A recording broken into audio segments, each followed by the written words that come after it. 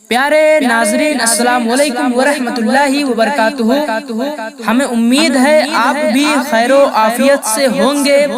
آج ہم آپ کو اس ویڈیو میں سنانے جا رہے ہیں سید امین القادری صاحب کا یہ بیان 11ویں شریف کے حوالے سے۔ 11ویں شریف سے پہلے ہر مسلمان سید صاحب کا یہ بیان ضرور سنے، اس لیے اب ویڈیو پر کلک کر دیے ہو تو جانکاری پورا لے کر جانا۔ اگر ویڈیو پسند آئے تو لائک شیئر سبسکرائب ضرور کریے گا۔ جیسے رسول اللہ کو معجزہ بنا کر بھیجا، مصطفیٰ کے تنے بے سایہ غوث اعظم کو کرامت بنا کے، کرامت صرف دے کے نہیں بھیجا، بنا کے۔ کیسے پیدا ہوئے تو کرامت، ماں کے پیٹ میں کرامت۔ کچھ لوگ کہتے ہیں یہ لوگ گڑھ کے بیان کرتے کرامت۔ میں نے کہا ادھر تو قادریوں میں تو یہ بات کرنا ہی مت، گڑی وہاں جاتی ہے جہاں ہوتی نہیں ہے، یہاں تو ہے اتنی کہ بیان کرتے کرتے زندگی ختم ہو، کرامت ختم نہیں ہو سکتی۔ ماں کے شکم میں کرامت کیسے؟ سرکار غوث پاک کی امی جان بی بی ام الخیر فاطمہ ارشاد فرماتی ہے، جب عبد القادر میرے پیٹ میں تھے میں الحمدللہ کہتی تھی تو وہ میری چھینک کا جواب تک شکم سے دیا کرتے تھے۔ ماں کے شکم سے جواب آ رہا ہے۔ کچھ لوگوں کو اس پہ حیرت لگتی ہے، یہ کیسے ہو سکتا ہے؟ ہم کہتے ہیں لوگ سائنس پر ایمان لائے، لوگ اللہ پر ایمان کب لائیں؟ اگر سائنس کہہ دے کہ یہ ہے تو لوگ مان لیتے ہیں اور بہت شان سے مانتے ہیں۔ کیسی کرامت؟ بچپنے میں کرامت، جوانی میں کرامت۔ امام یافعی فرماتے غوث پاک کروٹ لیتے تھے تو بھی کرامتوں کا ظہور ہوتا تھا۔ فرمایا گیا شیخ بتائی فرماتے ہیں کہ غوث پاک کی کرامتیں ایسی تھی جیسے برستی ہوئی بارش، جیسے بارش کے قطروں کو گنا نہیں جا سکتا، ویسے غوث پاک کی کرامتوں کو شمار نہیں کیا جا سکتا۔ ابن تیمیہ جیسے لوگ جنہوں نے بدعتوں کو رواج دیا، ابن تیمیہ کہتے ہیں اللہ اکبر کہ غوث پاک کی کرامتیں تواتر کو پہنچی ہوئی ہے۔ ابن تیمیہ تک جیسے آدمی نے کہا کہ شیخ عبد القادر، غوث پاک لکھا انہوں نے، شیخ عبد القادر کی کرامت تواتر کو پہنچی ہوئی ہے۔ آپ مجھے بتائیں جس کی کرامتوں کے بدعتی لوگ تک معترف ہوں اسے سرکار غوث اعظم کہتے ہیں، شیخ عبد القادر جیلانی کہتے ہیں۔ اور کیسی کیسی کرامتوں کا ظہور ہوا، آپ کو حیرت ہوگی، آپ کی حیرت کی انتہا نہ رہے گی، کیسی کیسی کرامتوں کا ظہور ہوا۔ آئیے پانچویں مناسبت بیان کرتے بتاؤں۔ جب رسول اللہ عرش پر گئے تو حضور کے ساتھ کوئی تھا؟ بولو بھائی، حضور کے ساتھ کوئی تھا؟ بولو نہ ذرا، نہیں تھا نا کوئی۔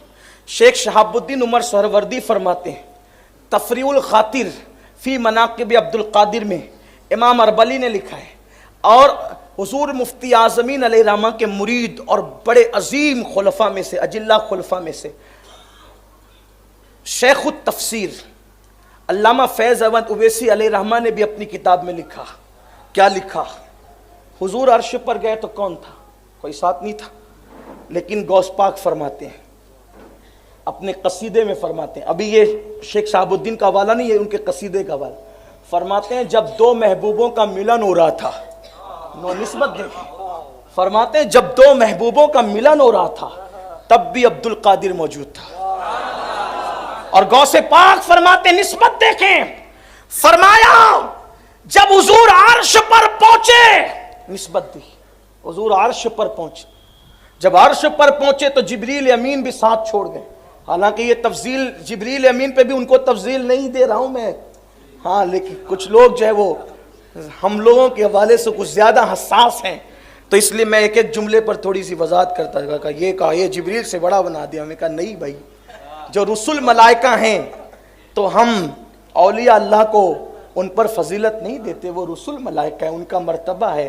میں تو یہ کہتا ہوں، بار بار کہہ چکا ہوں کہ اعتقاد الاحباب میں امام اہل سنت نے جن عقائد کی وضاحت کی ہے بالکل وہی عقائد من نوعاً وہی ہمارے عقیدے ہیں، نہ ایک بال برابر کم، نہ ایک بال برابر زیادہ۔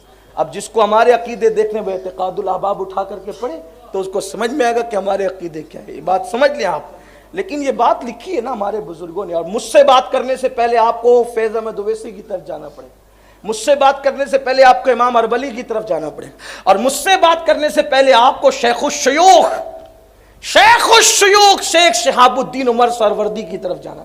شیخ شہاب الدین عمر سہروردی کوئی معمولی آدمی؟ غوث پاک نے کہا شہاب الدین عراق میں تیرے بعد قیامت تک تجھ جیسا ولی پیدا نہیں ہو سکتا. یہ شہاب الدین سہروردی. اب سنیے, غوثیت مآب خود فرما رہے ہیں کہ جب جبریل کا ساتھ چھوٹ گیا, حضور تشریف لے گئے عرش پر, تو اس وقت اللہ نے میری روح کو وہاں پہ حاضر کیا. غوث پاک فرماتے میری روح کو حاضر کیا اور میں نے اپنا کندھا مصطفیٰ جان رحمت کی بارگاہ میں پیش کیا. اس کو تحفۃ القادریہ میں بھی لکھا گیا ہے. غوث پاک کہتے میں نے اپنا کندھا پیش کیا اور میرے کندھے پہ قدم رکھ کر مصطفیٰ جان رحمت قاب قوسین کی جلووں میں تشریف لے گئے. اسی لیے شیخ شہاب الدین عمر سہروردی کہتے ہیں کہ جب غوث پاک کی ولادت ہوئی تو رسول اللہ کا نقش قدم غوث پاک کی پشت پر موجود تھا. گویا یوں کہہ لے کہ یہ بھی چھٹی مناسبت ہے کہ رسول اللہ جب دنیا میں تشریف لائے تو مہر نبوت کے ساتھ تشریف لائے, اور جب غوث پاک دنیا میں تشریف لائے تو مہر ولایت کے ساتھ دنیا میں تشریف لائے. وہ مہر ولایت یہ تھی کہ رسول اللہ کے قدم کا نقش, قدم ناس مصطفیٰ جان رحمت کے قدم کا نقش غوث پاک کی پشت پر موجود تھا. حضرت مختوم اشرف جہانگیر سمنانی رضی اللہ تعالیٰ عنہ ارشاد فرماتے ہیں کہ سرکار غوث پاک کے جسم پہ مکھی نہیں بیٹھتی تھی. غوث پاک کے جسم پہ مکھی نہیں بیٹھتی, اور جب آپ بول و براز کرتے تھے, جب آپ رفع حاجت کرتے تھے تو زمین اس کو نگل لیتی تھی. آپ کے بول و براز کو, فضلات کو کسی نے دیکھا نہیں, زمین اس کو نگل لیتی تھی. اور آپ کے جسم سے مشک کی خوشبو آتی تھی.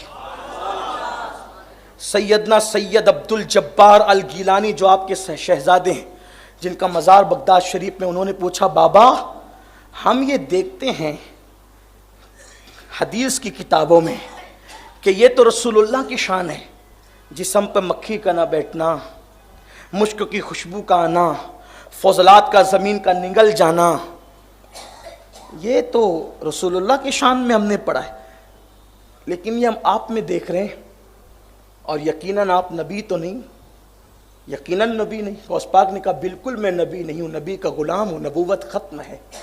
لیکن کیا فرماتے ہیں غوث پاک, سنو, فرماتے بیٹا یہ جو تم دیکھتے ہو نا, مکھی نہیں بیٹھتی, مشک کی خوشبو آتی ہے اور فضلات کو زمین نگل جاتی ہے, اس کی وجہ کیا ہے تمہیں پتہ ہے؟ عبد القادر جب تھا یہ نسبت ہے. فرماتے عبد القادر جب تھا, اب عبد القادر نہیں ہے, تم جو دیکھ رہے وہ جلوہ محمدی دیکھ رہے ہو. رسول اللہ کا جلوہ تم دیکھ رہے ہو. عبد القادر کبھی تھا, اب عبد القادر نہیں ہے, وہ تو فنا ہو گیا اپنے نانا کی ذات.